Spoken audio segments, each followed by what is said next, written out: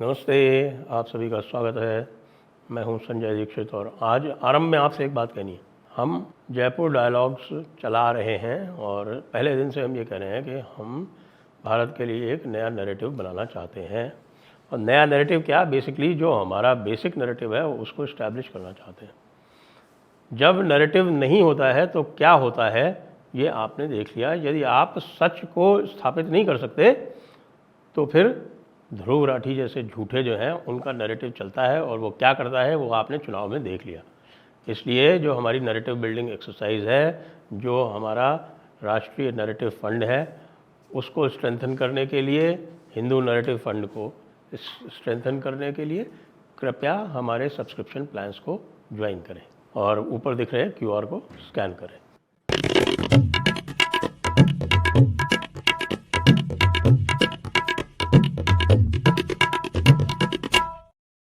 नमस्ते, आप सभी का स्वागत है आज के इस कार्यक्रम में। और आज हम कुछ महत्वपूर्ण राजनीतिक बिंदुओं पर बात करने जा रहे हैं। हमारे साथ हैं हर्ष कुमार जी। स्वागत है आपका हर्ष जी। नमस्कार, धन्यवाद। हर्ष जी, एक बहुत महत्वपूर्ण बिंदु यह आ रहा है कि इस चुनाव में ये स्पष्ट देखने में आ रहा है कि भारतीय जनता पार्टी ने 10 वर्ष प्रयास किया लेकिन मुसलमानों ने उनको पूरी तरह से नकार दिया। तो अब भारतीय पार्टी का मुसलमानों के साथ क्या रवैया रहेगा, क्या होना चाहिए, आगे क्या राजनीति इनको करनी चाहिए, इसके बारे में आप क्या सोचते हैं?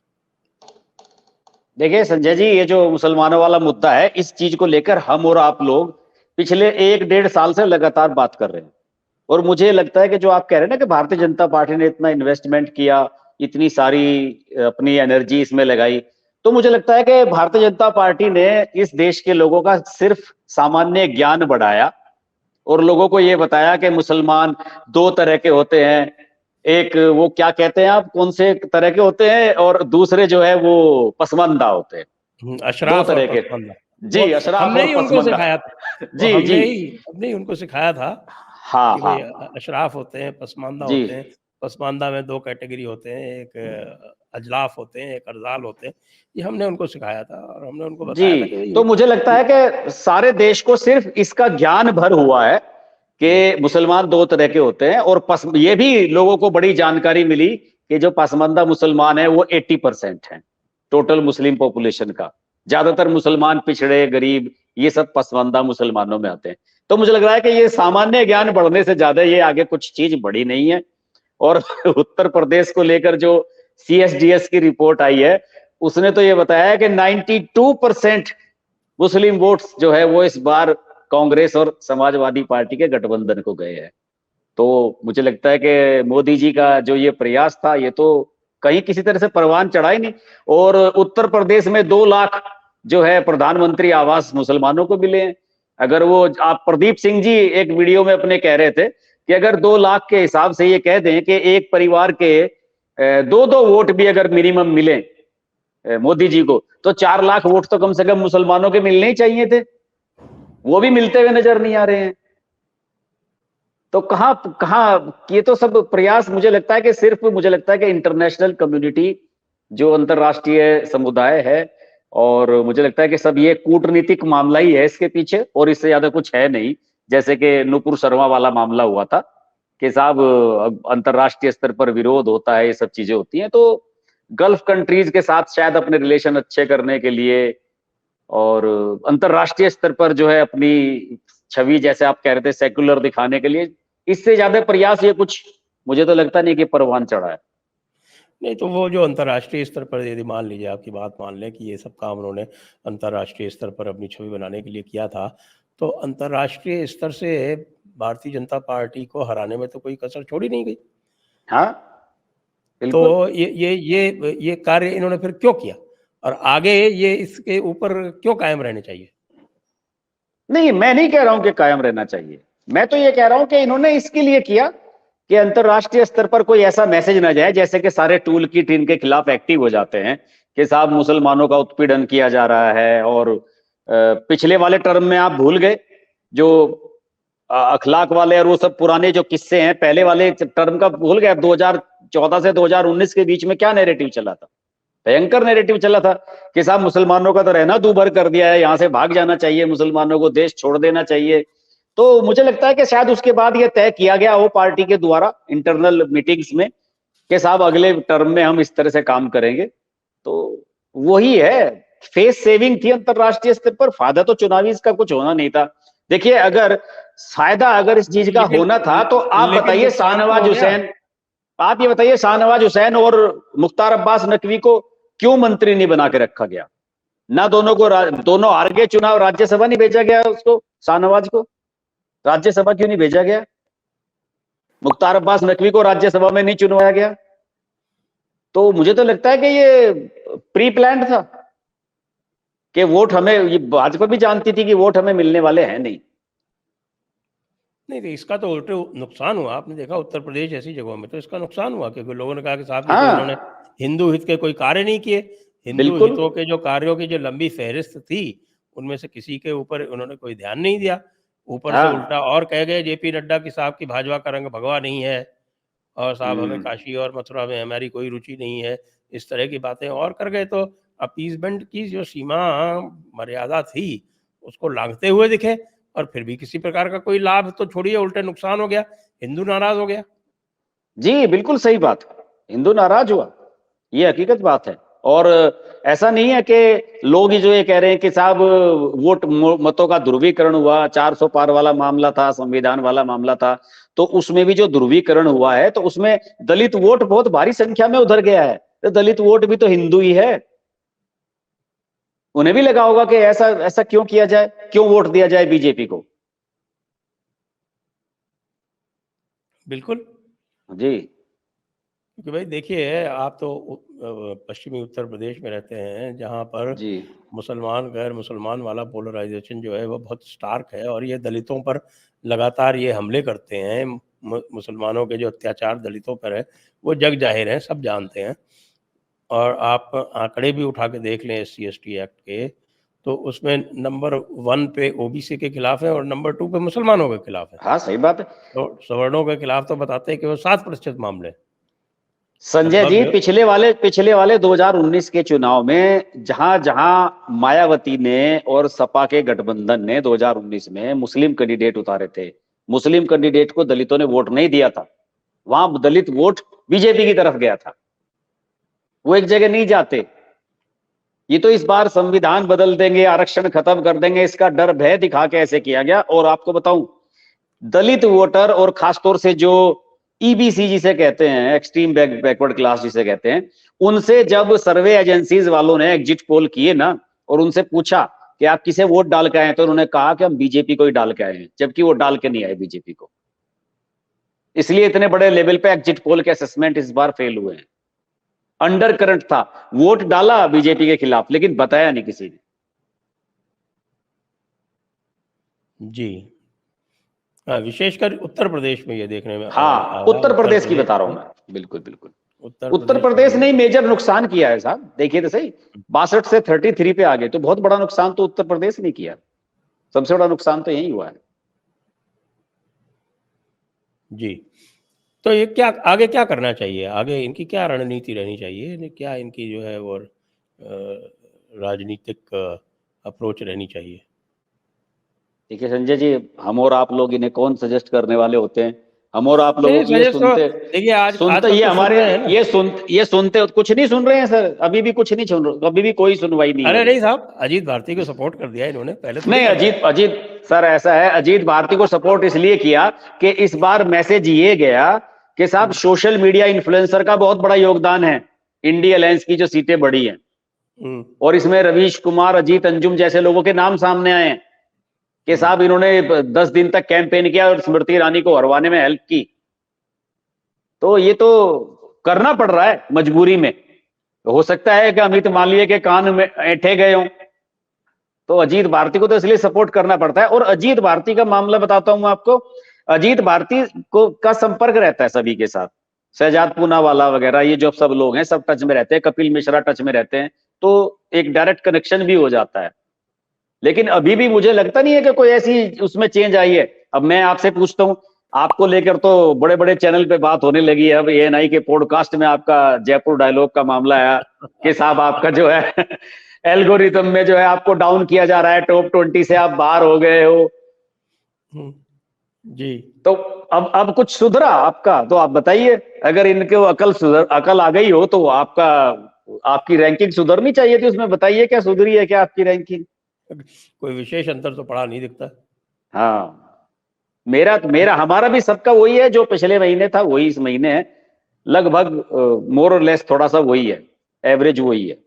तो मुझे लगता नहीं है कि अभी कोई इस तरह का कोई क्रांतिकारी बदलाव अभी इन्होंने किया हो, या जिसे कहते हैं कि एकदम मेक शिफ्ट कर देना किसी चीज को, कि एकदम उल्टा 360 डिग्री घुमा देना, ऐसा तो कुछ अभी नजर नहीं आ रहा है। मुझे तो लग नहीं रहा है कुछ।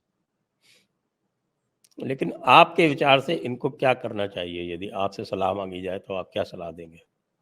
मतलब किस बारे में आप क्या कहना चाह रहे हैं? मतलब मुसलमानों के प्रति इनकी क्या एटीट्यूड होनी चाहिए? देखिए साहब, और मैं जो तो ये एक्सपेक्ट कर रहा था संजय जी, पिछले हफ्ते जब आपकी और हमारी बात हुई तो मैं तो एक्सपेक्ट ये कर रहा था कि कैबिनेट की जो पहली बैठक होगी ना, उसमें जो फ्री राशन है वो बंद कर दिया जाना चाहिए। मैंने तो कहा था आपसे पिछली बार भी, कर देना चाहिए फ्री राशन बंद। क्या जरूरत है सर, बताइए।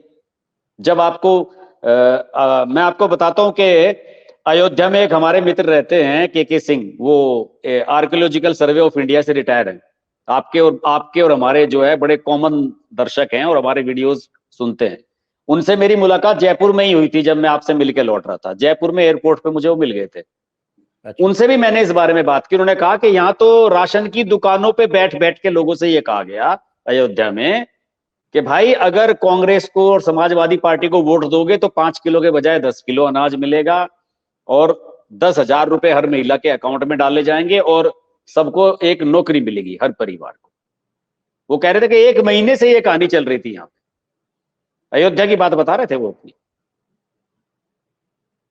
अच्छा, ये जो कि आपने ये बात कही, तो ये एक देखने में ये आया कि भाई अभी हमने अजीत भारती की भी बात की कि इस बार ये जो आपके सोशल मीडिया के मामले में और ग्राउंड लेवल पे जो झूठ फैलाने के मामले में, इसमें ये पूरी तरह से असफल रहे। बिल्कुल 100%, बिल्कुल सही कहा आपने।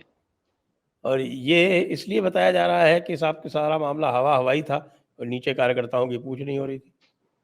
हाँ, सही बात है, बिल्कुल सही बात है। ये इसमें बिल्कुल पूरी तरह से फेल रहे। और अब तो बता रहे हैं कि जो अभी उत्तर प्रदेश में जो मीटिंग हुई लखनऊ में, योगी जी ने एक मीटिंग ली थी, कोई बताते हैं चुनाव के एकदम बाद, जो रिजल्ट आने के एकदम बाद, उसमें बताते हैं कि वो पन्ना प्रमुखों की उसमें क्रॉस चेकिंग की गई। पन्ना प्रमुखों की क्रॉस चेकिंग की गई, जो लिस्ट मिली हुई थी कि साहब ये हमारे वहां के पन्ना प्रमुख थे। उसको फोन मिलाया तो वो था ही नहीं उनका पन्ना प्रमुख, वो कभी जुड़ा ही नहीं था उनसे, वो फर्जी निकली वो रिपोर्ट।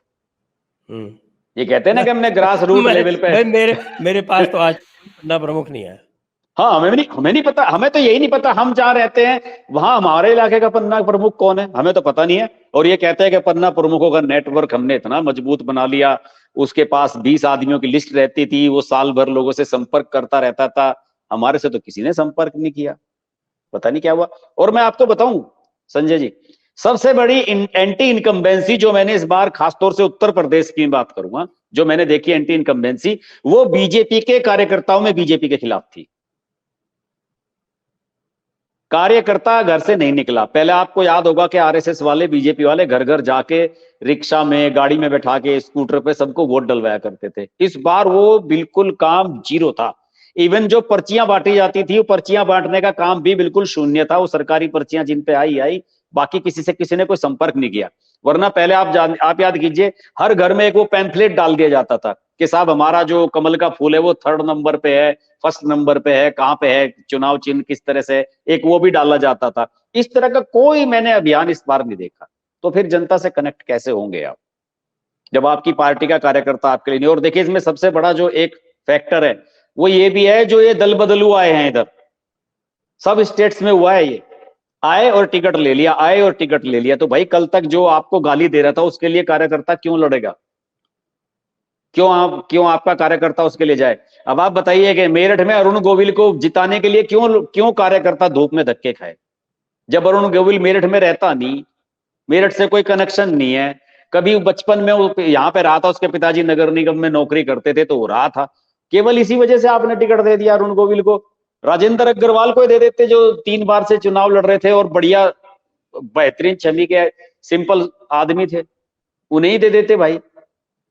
टिकट वितरण बड़ा इशू है और अभी तक यूपी में बड़ा आक्रोश है। अभी के मांग चल रही है भूपेंद्र चौधरी के इस्तीफे की। अभी कहते तो ये है कि अमित शाह ने मना कर दिया है कि इस्तीफा ना दो। भूपेंद्र चौधरी तो ऑफर किया कि मैं इस्तीफा दे रहा हूं, लेकिन अमित शाह ने मना कर दिया कि नहीं भाई देखिए, इस्तीफा तो नहीं देना सारी है। की सारी जो है वो उत्तर प्रदेश के जो तमाशा हुआ है उसकी तो सुई जो है वो सबसे अधिक तो अमित शाह की तरफ ही जा रही है। जी बिल्कुल। योगी जी की तो सुनी नहीं गई उसमें। अब मैं नहीं कहता कि भूपेंद्र चौधरी ने किया किसने किया, लेकिन कहते यही है कि साहब दिल्ली से सब कुछ फाइनल हो रहा था, तो दिल्ली से तो अमित शाह ही करेंगे फाइनल, और कौन करेंगे। ये जो छोटी मोटी जो ये झगड़े हुए आपके, ये राजपूतों का असंतोष हुआ, ये सब हुआ, ये सब इसी दिल्ली के कारण हुआ। अब जनरल वीके सिंह का टिकट काट दिया और कोई उसका एक्सप्लेनेशन नहीं दिया, और जब जो आग फैली तो पहले तो उसको ध्यान ही नहीं दिया उसकी तरफ बहुत देर तक। ये तो संजय जी, जनरल देखिए जनरल वीके सिंह का जो टिकट था वो मेरा मानना है कि इसलिए टिकट हुआ था कि भाई वो पूर्व सेना अध्यक्ष है, एक वीआईपी आपकी सीट से लड़ रहा है। लेकिन आप याद कीजिए कि 2009 में गाजियाबाद से सांसद कौन था? राजनाथ सिंह। 2014 में वीके सिंह, 2019 में वीके सिंह। जब 3 बार लगातार एक सीट पर किसी ठाकुर प्रत्याशी को आप टिकट देंगे तो चौथी बार तो ऑब्वियसली ठाकुर कहेंगे कि यार हमारा टिकट कट गया यहां से, वो तो आवाज उठाएंगे कि साहब ठाकुरों का एक टिकट यहां से कम कर दिया गया, उन्हें तो बहाना मिल गया। तो ये विरोध होना ही था इसका।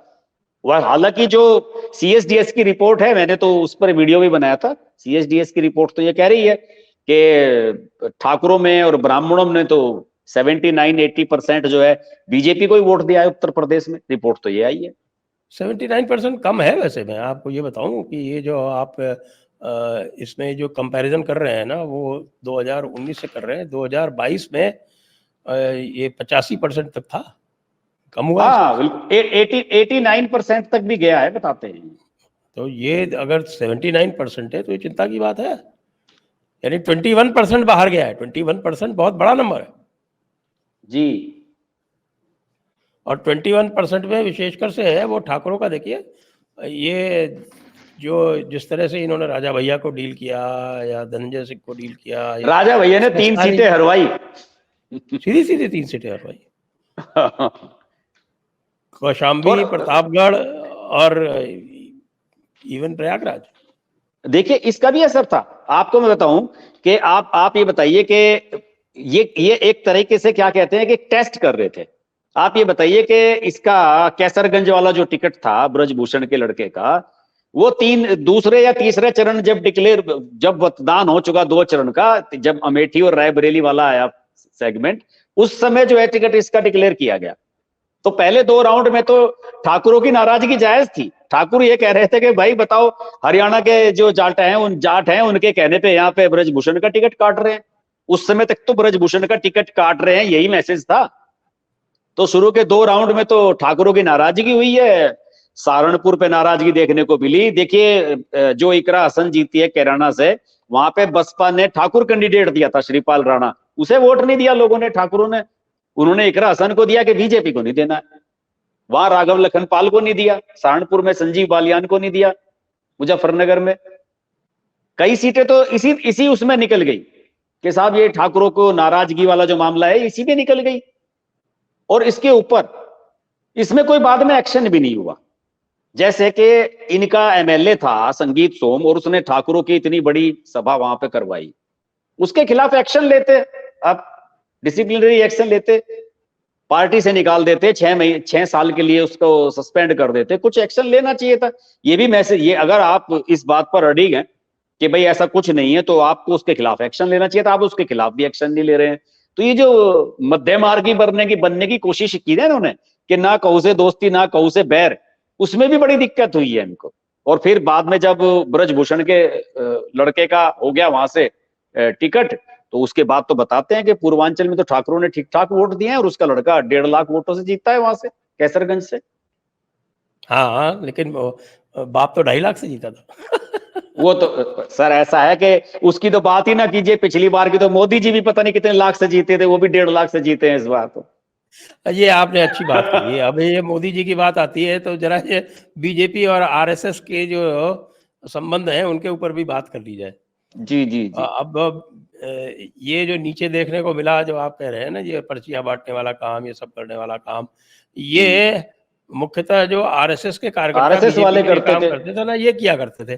जी जी। और अब इन्होंने तो कह दिया कि हमें आरएसएस की आवश्यकता ही नहीं है, और वो भी भरे चुनाव में, बीच चुनाव में।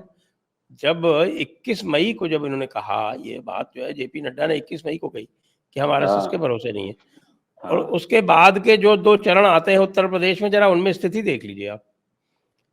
सुपड़ा साफ है बिल्कुल। लास्ट के 2 चरण में सुपड़ा साफ है इनका, बिल्कुल। हाँ, 2 या 3 ही सीट हैं कुल।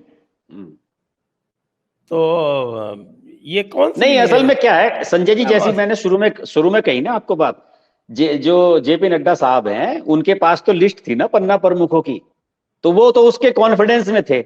उन्होंने कहा कि देखिए, एक समय था कि आरएसएस का वर्कर हमारे लिए काम करता था, घर घर जाता था। अब हमारे अपने पन्ना प्रमुख हैं, हर घर में हमारा एक कार्यकर्ता, एक बूथ अध्यक्ष बैठा हुआ है, उनके पास तो फोन की लिस्ट थी पूरी।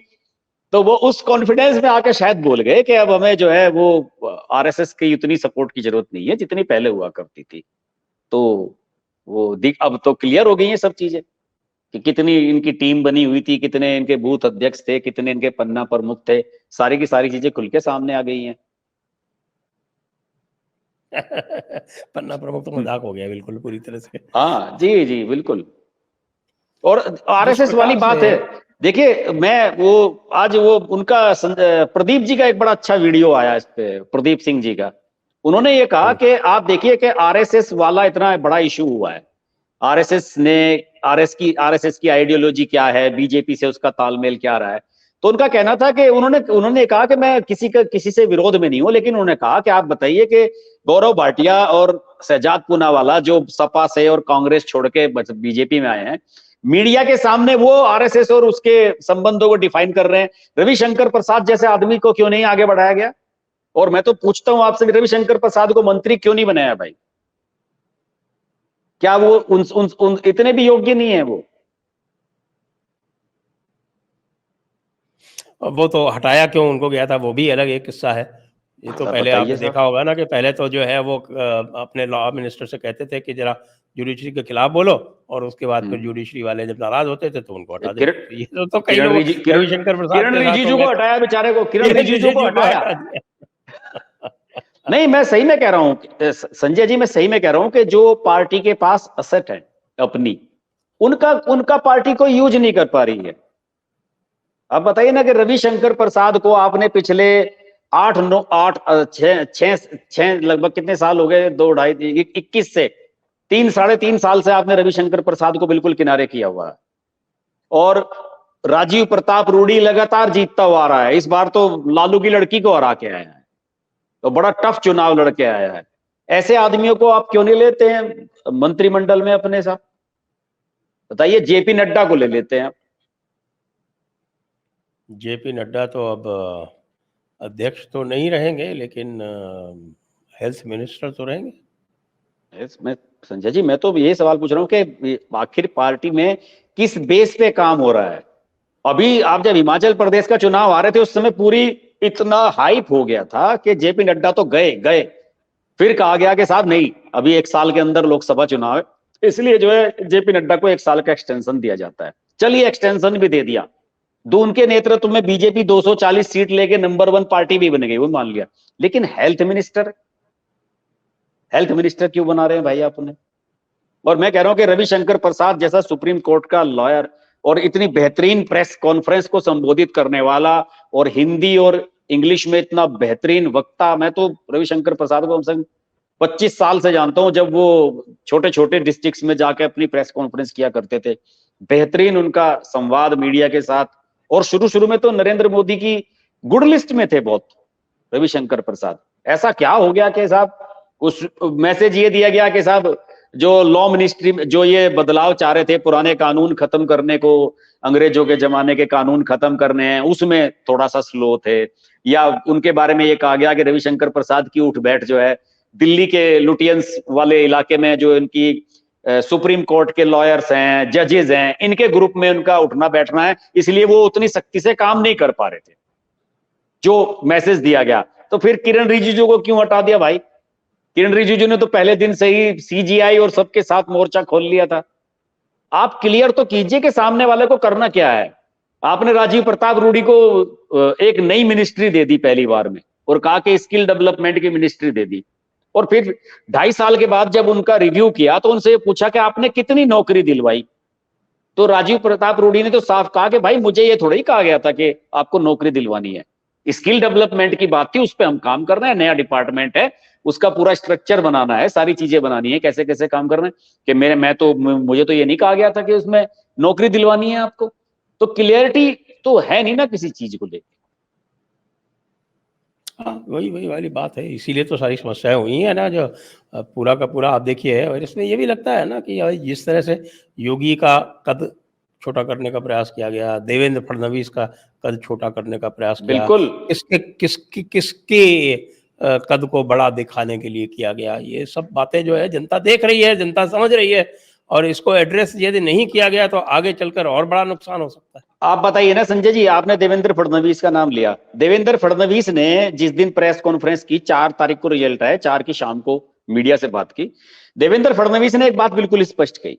उसने कहा कि एनडीए को 43.6% वोट मिले महाराष्ट्र में, और जो बाकी विपक्ष वाले हैं उनको 43.9%, यानी कि 0.3% का फर्क है वोट में, और हमारी 17 सीटें आई, उनकी 31। तो उसने कहा कि इतना बड़ा मार्जिन नहीं है ये जिसे हम पार नहीं कर सकते। लेकिन उसका यह भी कहना है कि हमें यह भी देखना होगा कि बीजेपी को बड़ी पार्टी कैसे बनाकर रखा जाए। अब आप ये बताइए कि अगर महाराष्ट्र में चुनाव होंगे विधानसभा के, तो बीजेपी का क्या लक्ष्य होना चाहिए? कि अपना चीफ मिनिस्टर बनाया जाए। अगर आप एकनाथ शिंदे के साथ ही चुनाव लड़ते रहेंगे तो अपना चीफ मिनिस्टर कैसे बनाएंगे? ये तो कह नहीं सकते कि अब की बार हमारा चीफ मिनिस्टर बनेगा और एकनाथ शिंदे डिप्टी सीएम बनेंगे। भाई ये जो मास्टर स्ट्रोक खेला गया था शिंदे को सीएम बना के और फडणवीस को डिप्टी सीएम बनाने का, ये जो मास्टर स्ट्रोक था, ये तो इसीलिए था ना कि आप उत्तम परिणाम लाएं लोकसभा में, वो तो आए नहीं, उल्टा हो गया। तो फिर तो जिसने भी ये एक मास्टर स्ट्रोक खेला था उसका का उत्तरदायित्व तो नहीं बनता है?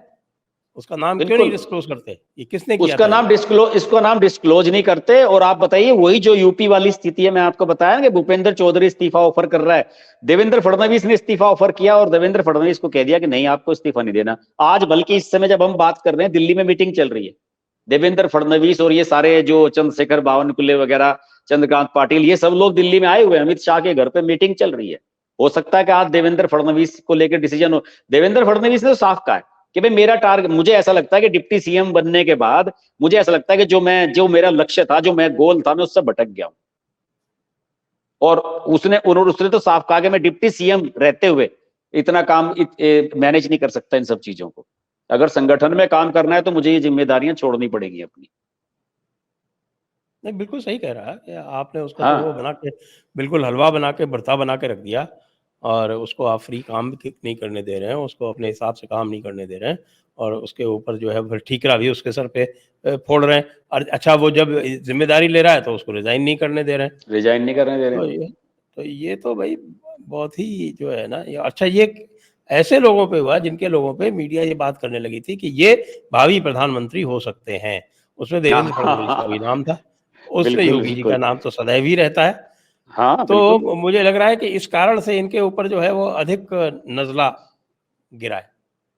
हाँ, कुछ ऐसा ही लग रहा है। कुछ मतलब ये है कि जैसे होता है ना कि कोई अगर आपका स्टार प्लेयर है तो आप उसका खेल खराब करने के लिए आप उसे उसके डाउन से बिगाड़ दें कि आपको फर्स्ट। हाँ, तो ये देवेंद्र फडणवीस वाला हो गया, योगी जी वाला हो गया, और यही दो, आप ये देखें कि ये 2 स्थान हैं यहाँ पर इनकी पिछली बार से 56 सीटें कम आई हैं। 240 प्लस 56 296 बड़े आराम से इनकी खुद की वो आती। और ये पूरी की तरह जो है कि इंटरनल, मैं कहूँगा, ईर्ष्या या अपने एक प्रकार से दूसरों को आगे ना बढ़ने देने की प्रवृत्ति जो होती है, जो पहले हम कांग्रेस में देखा करते थे, वही ऐसा लगता है कि भारतीय जनता पार्टी में संजय जी, सबसे बड़ा उदाहरण तो शिवराज सिंह चौहान है। शिवराज सिंह चौहान एक परफेक्ट एग्जाम्पल है हर चीज से। मध्य प्रदेश में एंटी इनकम्बेंसी थी, लोग ये कह रहे थे कि मध्य प्रदेश से इस बार सफाया हो जाएगा। कमलनाथ ने तो तैयारी कर ली थी सीएम बनने की, और चुनाव होता है और बीजेपी एब्सोल्यूट मेजोरिटी लेके आती है, उसके बावजूद भी शिवराज सिंह चौहान को सीएम नहीं बनाया जाता। ठीक, और अब जब 8 लाख वोट से अगला बंदा जीत के आता है तो आप उसको एग्रीकल्चर मिनिस्टर बनाते हो। तो ये तो कहते हैं ना कि आप अपने अपने ही उससे पकड़े जा रहे हो कि आपके मन में कहां चोर है, उसी से ही आप पकड़े गए हो। एक बात आपको और बताता हूँ जी। जो नैरेटिव से बनारस को आप एनालाइज कीजिए, और बनारस में अब तो कई सारे लोगों के वीडियो भी आ गए और वो सब आ रहा है। तो बनारस में जो ये 3 लाख की मार्जिन जो कम हुई है प्रधानमंत्री जी की, वहाँ पे लोग क्या कह रहे हैं? वहाँ पर लोग कह रहे हैं कि साहब कि बनारस में ये बात चली कि भैया ये तो सारा कुछ यहाँ गुजराती कब्जा किए ले रहे हैं, और बनारस की जो मस्ती है उसको ये समझते नहीं। इसको ये पूरी तरह से सब जितना भी नया धंधा आ रहा है वो सब गुजराती ले जा रहे हैं। यही बात है अयोध्या में। ये तो अजय राय ने खुलेआम कही बात। अजय राय ने तो अजीत अंजुम को इंटरव्यू दिया था, वो जो क्रूज चल रहा है उसमें वाराणसी में, उस पे खड़ा होकर इंटरव्यू दिया अजय राय ने, और उसने दिखाया हाथ कर करके, ये देखे जितने भी ये क्रूज हैं सबके ठेके गुजरातियों के पास हैं। यूपी वालों को क्या मिल रहा है इससे? अयोध्या के बारे में कह रहे हैं लोग। अभी हमारे एक परिचित हैं, वो सहपरिवार घूमने के लिए गए, अभी 3 दिन पहले लौट के आए, कल बल्कि प्रसाद वरसाद देने के लिए आए थे। वो ये कह रहे थे कि भाई साहब इतना परेशान होके आए हैं अयोध्या में, इतना परेशान होके आए हैं, कह रहे थे कि सारे में तो आपको धूप ही धूप में चलना है, कहीं छां नहीं है, पेड़ वेड़ जो पुराने लगे हुए थे सारे काट दिए हैं वहां से, और जो वो रामपथ वगैरह बनाया गया है सब बुरी तरीके से धूल धक्कड़ इनकम्प्लीट पड़ा हुआ है। तो उन्होंने कहा कि जो लोकल लोग हैं वहां के, वो तो बड़ा नाराज हैं कि भाई यहाँ इतने सारे लाखों लोग अगर आपको बुलाने थे, उनके हिसाब से व्यवस्था तो कर लेते पहले, ऐसी क्या जल्दी थी? तो प्राण प्रतिष्ठा समारोह जो है 6 महीने बाद कर लेते, जब आपकी तैयारी नहीं हुई थी पूरी। और अब बहुत बुरा हाल है वहां पे। वो कह रहे कि पूरे अयोध्या में वो कह रहे थे कि चावल और पतली दाल, इस 2 चीज के अलावा कोई खाना नहीं मिला किसी होटल रेस्टोरेंट में भी। ये हाल था, 3 दिन रह के आए वो वहां पे। तो ये जो है ना, ये 2 गुजराती वाला जो मामला है ये भी जो है ये मैटर चलेगा। ये मेरे विचार से जो लोग भी सुन रहे हैं वो सुन लें कि ये विपक्ष जो है इसको आगे और बढ़ाएगा। तो नहीं, आप संजय जी कहने के लिए मौका ही क्यों देते हैं? आप ये क्यों नहीं कहते? आप मौका देते हैं ना इस चीज के लिए, आप ये क्यों नहीं कहते कि साहब अयोध्या में या बनारस में जो भी डेवलपमेंट के काम होंगे उसमें लोकल जो वेंडर है, जो स्थानीय यहाँ का विक्रेता है, यहाँ का हलवाई है, मिठाई है, होटल वाला है, उसको प्रेफरेंस मिलना चाहिए। मौका ही क्यों देते हैं? देखिए, जो बड़ा बिजनेसमैन है जिसने ऑलरेडी पूरे देश में नेटवर्क बना लिया है, उसके लिए तो कहीं भी जाके देश के किसी भी हिस्से में फटाफट होटल रेस्टोरेंट खोल के अपनी व्यवस्था बनाने में देर नहीं लगती है, वो तो फटाक से कर देगा आपका काम। तो अगर आप इस तरह से कराना चाहते हैं तो फिर करा लीजिए, वो तो नाराजगी उसकी आपको झेलनी पड़ेगी, और लोग कहेंगे कि साहब गुजरातियों को दिया जा रहा है, तो अगर गुजरातियों को दिया गया है तो कहा जाएगा गुजरातियों को दिया गया है। हाँ, ये है। तो मैं तो ये कह रहा हूँ ना कि जैसे आप कांग्रेस को इंगित करते हैं वंशवाद के लिए, तो प्रांतवाद के लिए फिर आपको भी लोग कहेंगे कि साहब कि आप सारा प्रांतवाद कर रहे हैं। तो इस चीज़ से तो बचना चाहिए, नरेंद्र मोदी को इस चीज़ से विशेष तौर से बचना चाहिए। और नंबर 1 यदि गुजरात के हैं और नंबर 2 भी गुजरात के हैं, तो फिर लोग तो बात करेंगे ही ना।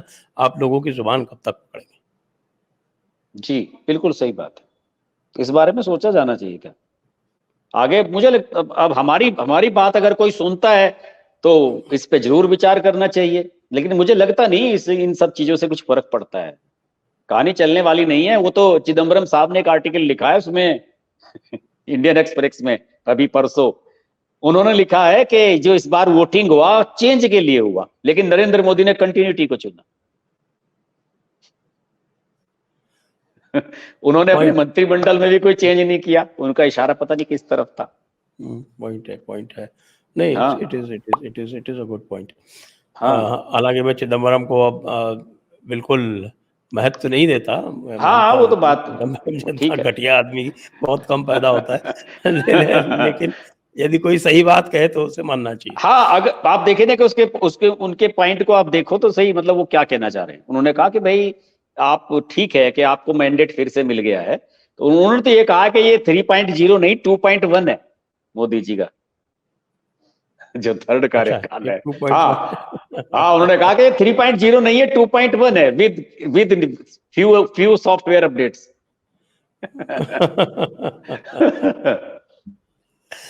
अच्छा, ये अब चुनावों की तैयारियां तो आरंभ कर दी हैं, क्योंकि चुनावी मशीन तो है ही है भारतीय जनता पार्टी है, और अगले 4 प्रदेशों के चुनाव के लिए उन्होंने अपने प्रभारी इत्यादि नियुक्त हाँ, कर दिए प्रभारी हैं। भी बनाए हैं कल, वो भी इन तय हो गया है। प्रभारी की नियुक्तियों में आप क्या देखते हैं? नहीं, प्रभारी की नियुक्ति में संजय जी मुझे तो एक बात समझ में नहीं आई, क्या किस किस तरह से बनाए जाते हैं। आप ये बताइए कि जी किशन रेड्डी जम्मू कश्मीर का प्रभारी कैसे होगा? क्या क्या सर इसके पीछे सोच होती है, मुझे समझ में नहीं आती। या बिप्लब कुमार देव हरियाणा का प्रभारी क्यों है 2-2.5 साल से?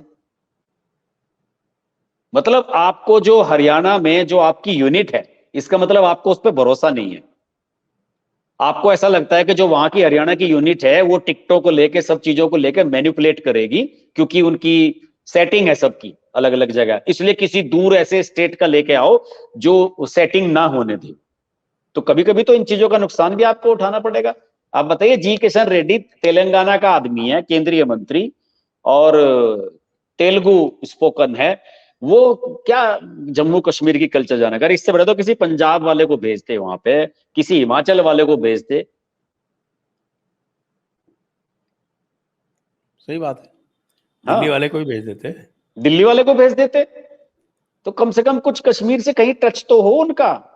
लेकिन समझ में ही नहीं आता कैसे कैसे प्रभारी बना दिए गए हैं। चलो, शिवराज सिंह चौहान को बना दिया झारखंड का, समझ में आता है कि ठीक है भाई, आदिवासियों को हैंडल करना जानते हैं उन्होंने। मध्य प्रदेश, छत्तीसगढ़, सभी जगह पहले भी काम किया हुआ है, और जब मध्य प्रदेश और छत्तीसगढ़ सब एक थे उस समय भी वो एक्टिव हुआ करते थे, तो ये सब चीजें समझ में आती हैं। हेमंत बिस्वा शर्मा को भी झारखंड का बनाना समझ में आता है। उसने एक बार कांग्रेस वाले बुला लिए थे 5-7 विधायक वहां पे, जो गाड़ी में पैसे लेके जा रहे थे, ध्यान है आपको? ममता बनर्जी हाँ ने रुकवाया था बीच में। तो हाँ। हेमंत बिस्वा शर्मा तोड़ फोड़ करने वाले माने माने जाते हैं कि वो साहब ऐसा भी कुछ काम कर सकते हैं, वो समझ में आता है। लेकिन जी किशन रेड्डी को वहां का बना देना और बिप्लब कुमार देव को हरियाणा का बना देना, हरियाणा में बता रहा हूँ संजय जी, मुझे इतना खतरनाक संकेत नजर आ रहे हैं। बिल्कुल सुपड़ा साफ, ऐसा ना हो जाए कि वहां जो है 50 सीट आ जाए कांग्रेस की। ये स्थिति बनती जा रही है हरियाणा में। हम्म। महाराष्ट्र का भी इन्होंने जो है वो पूरा ऐसा तमाशा किया है, अजीत पवार वाला करने की कोई आवश्यकता नहीं थी, लेकिन नहीं, वो करना है। और देवेंद्र फडणवीस से कुछ लोगों ने बात की कॉन्फ्रेंस में, जो उनके नजदीकी लोग हैं, वो कह रहे मैं क्या करूं, हाँ ऊपर से आदेश आते हैं बस ये करना है। हाँ, आदेश कोई आदेश सलाह आदेश तो कोई आदेश तो कोई ये आते सलाह हैं ना ली कि नहीं जाती। जी, उस आदेश ये होते हैं कि शरद पवार को खत्म करना है। शरद पवार खत्म नहीं हुआ। वो कहते हैं ना कि उसका एक आपने एक टहनी काट दी तो वहां से और बढ़िया वाली टहनी निकल के आई उसकी फ्रेश। देखिए, 10 में से 8 या पता नहीं 9 जीते हैं, कितनी सीट जीती, सारी सीट जीत ली उनके गुट ने तो, शरद पवार वालों ने तो। इतना बेहतरीन उनका रिस्पॉन्स आया, उनका तो फायदा ही हो गया इसमें मुझे लगता है। और अब उनके उनके सिर से अजीत पवार की सिरदर्दी भी खत्म हो गई। ये अजीत पवार भी एक्सपोज हो गया कि वही पार्टी चला रहा था, ये भी खत्म किस्सा। और अब उनके लिए मौका है, अपनी बेटी को देते हैं पूरी कमान, क्या दिक्कत है भाई? महाराष्ट्र का तो मैंडेट ये है कि असली शिवसेना उद्धव ठाकरे की ही है, असली एनसीपी शरद पवार की है। मैंडेट तो ये आया। मैं नहीं मानता कि कोई बीजेपी के खिलाफ मैंडेट है। वहां पे तो केवल ये डिसाइड होना था कि which one is real, NCP और यूबीटी कौन सी रियल है। तो वो तो मुझे लगता है कि मैंडेट से बिल्कुल स्पष्ट हो गया है कि कौन सी रियल है, जनता ने क्या मानना है। झारखंड के अतिरिक्त दोनों जो हैं वो धर्मेंद्र प्रधान हरियाणा के हाँ, धर्मेंद्र इंचार्ज प्रधान और हैं, विप्लव कुमार देव हरियाणा के हैं, और भूपेंद्र भूपेंद्र यादव को यादव। महाराष्ट्र का बनाया गया है, और अश्वनी वैष्णव को। अब अश्विनी वैष्णव को क्या पॉलिटिकल एक्सपीरियंस है?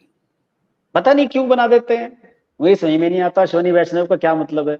अश्वनी वैष्णव इस नेचर का आदमी नहीं है।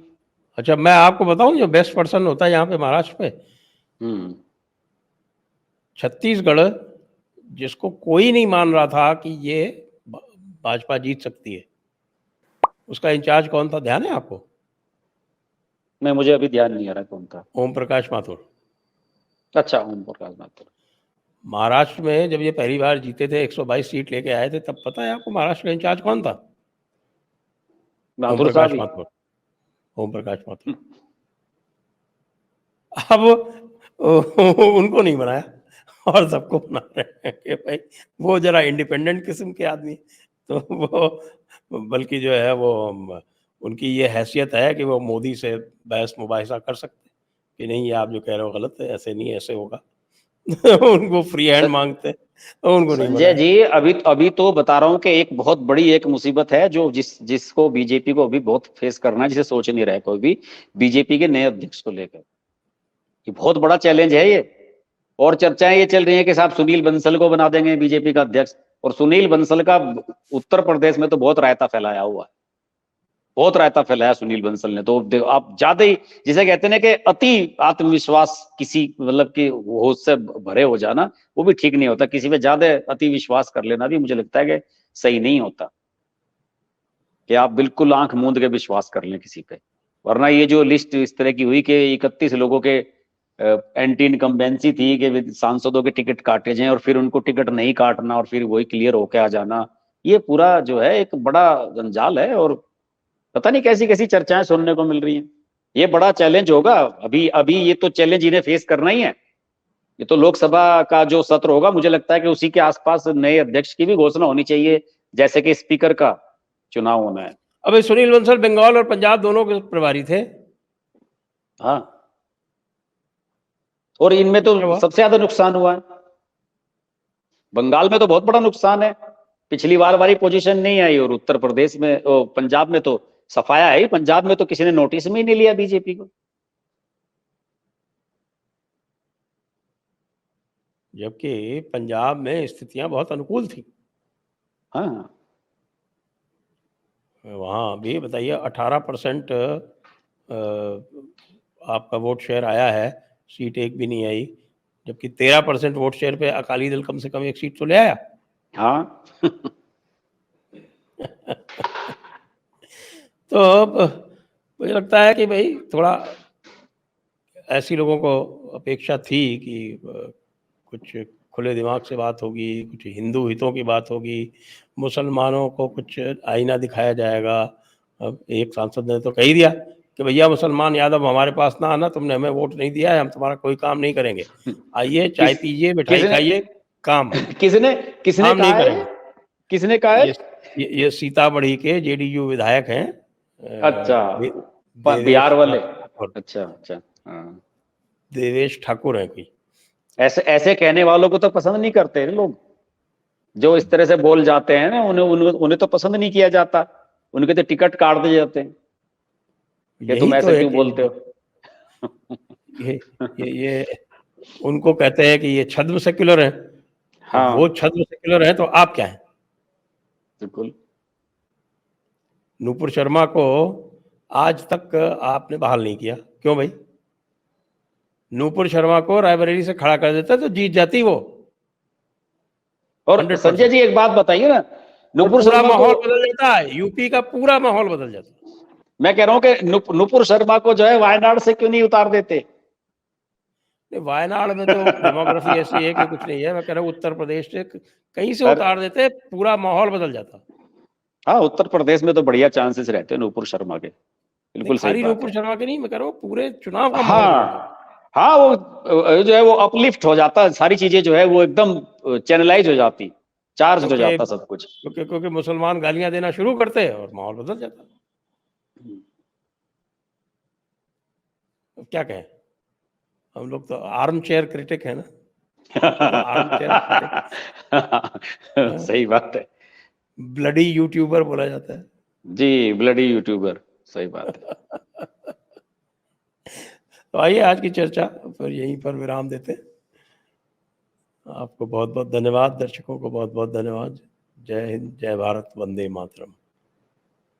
नमस्कार।